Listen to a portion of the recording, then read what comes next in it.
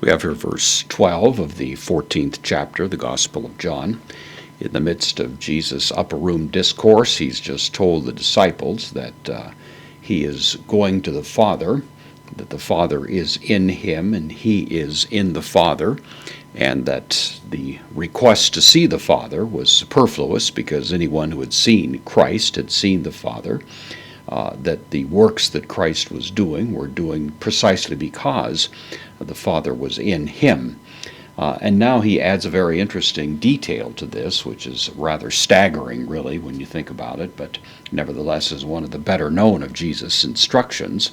As we reach the middle point of this upper room conversation, he prefixes to it these words that add weight to it. Amen, amen, from the Aramaic.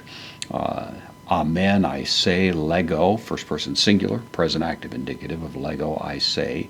The indirect object, humin, second person dative plural, I say to you. Then the masculine singular nominative article, the believing. This is a participle. Participles usually in English add an ing.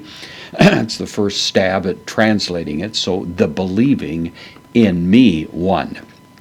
This is a masculine active participle. It's translated the believing in me one. So eis eme.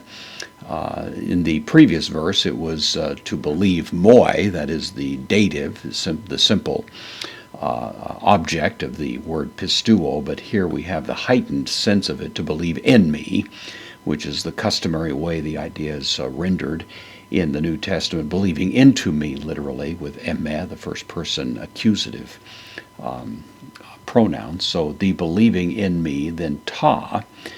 This is the accusative of the neuter article, so it's plural. The erga, the neuter noun, erga, ergon is the word for work, so the works.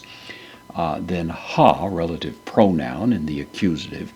The works which, ego, emphasis here, so it which I, poio, from poieo, I make or I do, contract verb, so we don't have the epsilon there, it's contracted into the omega. The works that I do, this is the first person singular of this present active verb, so the works which I do, and then kakenos, rather unusual, it's a combination of kai and akenos, and it means and this, or and this one. And it is referring to the one, of course, who is the subject of this. So the one who believes in me, the works that I do, this one also, that one also maybe. Poiese, again from poieo, this is the future, third person singular, future active indicative. He will do, so that one will do. Kai medzona, comparative adjective. Takes the genitive in this construction, and greater works, also in the accusative here, greater than these, two-tone, the neuter, genitive plural, greater than these, poiese, he will do, same as here. So the works that I do, he will do, and greater works than these will he do. Which, of course, is a rather shocking thing when we think about the miracles that Jesus did. It's hard to imagine how greater than these would be done. But then when we think about the great expanse of the impact of the church through history in 2,000 years, let alone what may lie in the future, then we begin to realize that the worldwide impact of the Christian movement really greatly exceeds what took place, as remarkable as it was there in Jesus' ministry for 3 years in Israel. Why is this? Hoti, because, ego, I, pros, preposition takes the accusative, ton patera, to the Father, the pater in the accusative, poruomai.